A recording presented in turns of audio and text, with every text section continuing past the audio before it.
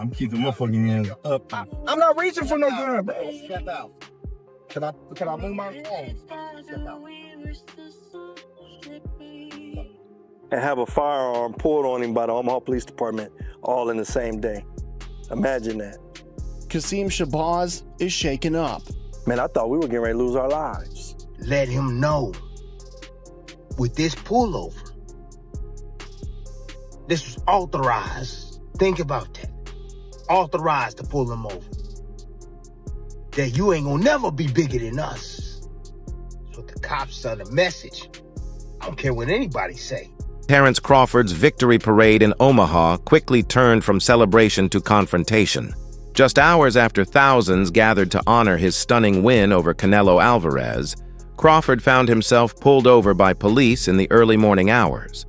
According to authorities, he was driving a blue four-door sedan at high speed when officers stopped him around 1:27 a.m. What began as a routine traffic stop escalated. Fast, officers reportedly spotted a firearm on the floorboard and drew their weapons, ordering everyone out of the car at gunpoint. Stepping out, seatbelt.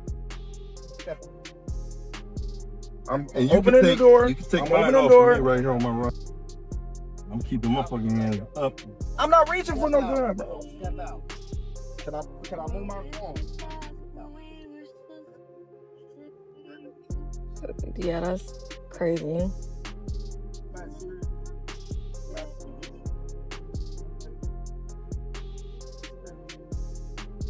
Former world champion Timothy Bradley reflected on the incident, offering an interpretation that many found sharp and thought-provoking.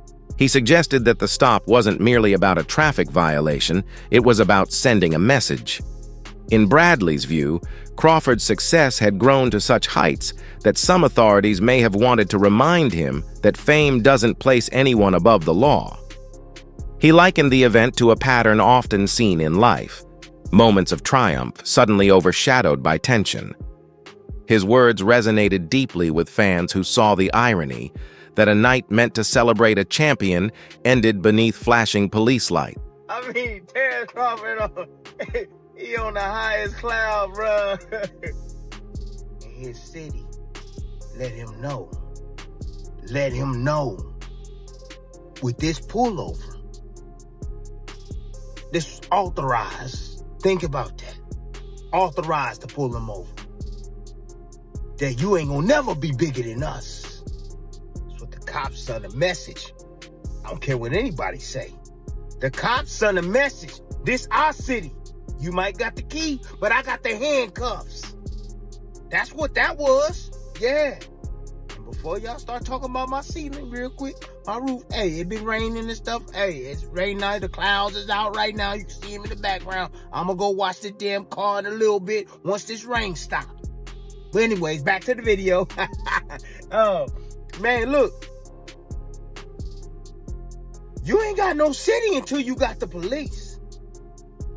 That's a fact. Yeah.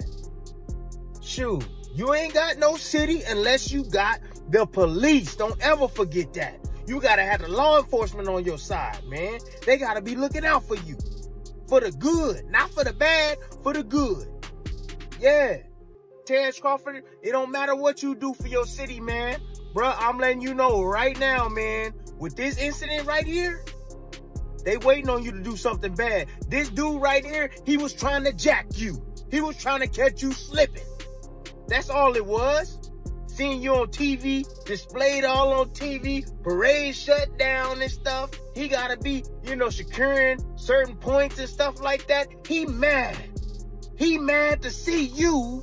Crawford's head of security gave a chilling first-hand account of what happened. He described how officers approached with visible aggression, escalating the stop in a way that created real fear among everyone in the car. Being ordered out at gunpoint on what was supposed to be a night of joy turned into a terrifying ordeal. The security chief recalled how quickly the mood shifted from celebration to chaos, calling it one of the most unsettling moments of his professional life. For those present, the incident was far more than a simple matter of law enforcement. It was a night they would never forget. Chief, who was in the passenger seat, the same man who rode on the float with Bud during Saturday's parade. Be a man who can get the receive his second key to the city, and have a firearm pulled on him by the Omaha Police Department all in the same day.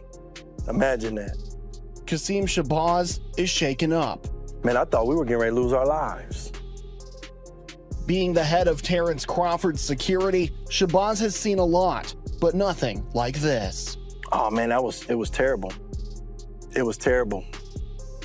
Early Sunday morning, Crawford and his team were leaving an after-party following his parade. According to police, they pulled their vehicle over near 12th and Cass Streets for reckless driving.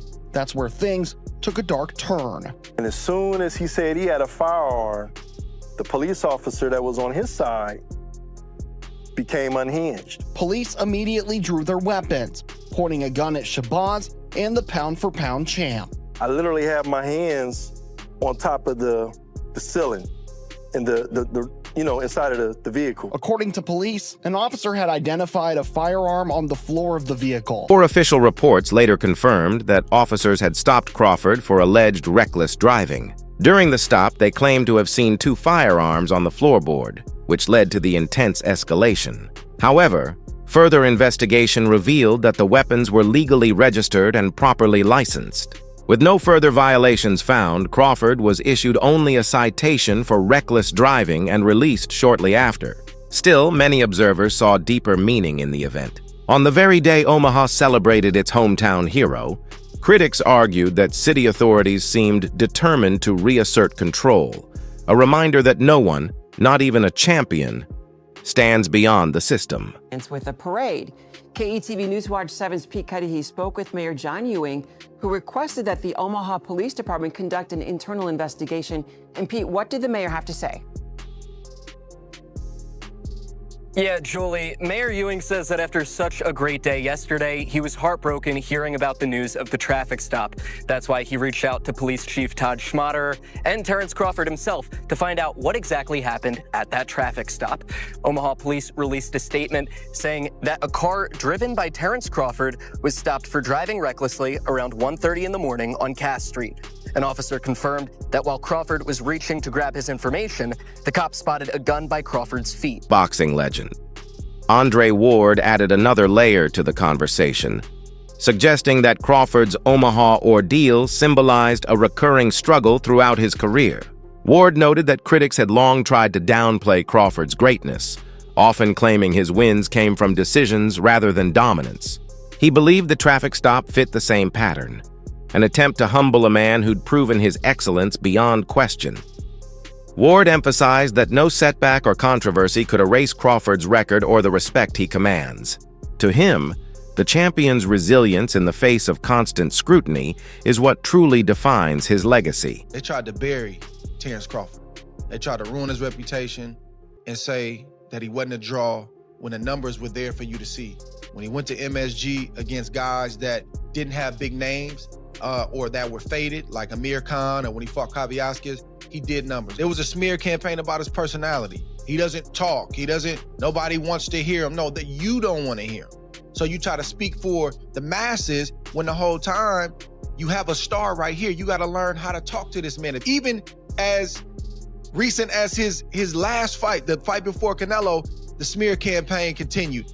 I don't hear the smear campaign now. Them voices got really, really quiet like they typically do when they get proven wrong. And they either try to jump on the wagon, I knew this kid was gonna be that, or they get very, very quiet and they start to retreat back to wherever they came from and they don't have a lot to say. So I'm happy for this brother for that reason, because they tried to bury him, Roy. It didn't work. He overcame that. He said, give me my shot. I'm gonna show you. And he kept doing it time and time again, and he did it again against Canelo Alvarez Saturday night. Analysts and commentators began speculating about deeper motivations behind the event.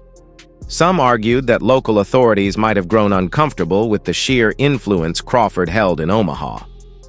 Once just a hometown talent, he had evolved into a global figure and a powerful symbol of community pride. According to these voices, the incident could have been a subtle way of reminding both Crawford and his supporters that institutional power still reigns supreme. This interpretation framed the night as part of a larger theme: how fame, while celebrated, often brings new kinds of tests designed to challenge and contain it. Police officer wanted to send a statement because he doesn't like the rise of the Black Messiah. He don't like to see a black person in position of power. So he pulled Terence Crawford over for quote-unquote reckless driving. And as he approached the car, he decided to lie on his report, because as he approached the car, he stated that he saw a firearm on the floor panel. Come to find out, Terence Crawford informed him as he approached the driver's side door where Terence Crawford was driving, and in the passenger side was Terence Crawford's head security guard. In the back was Coach Malachi, and a young lady was on the side of Coach Malachi in the back seat. And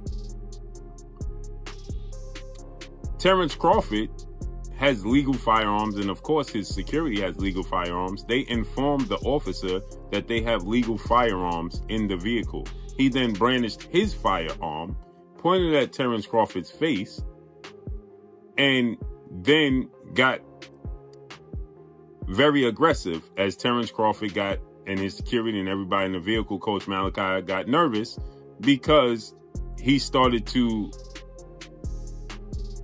show the actions and body language of somebody that wanted to do something completely left. And now in the police report that has been obtained by the community and released and leaked, he never puts about the reckless driving. He never puts speeding.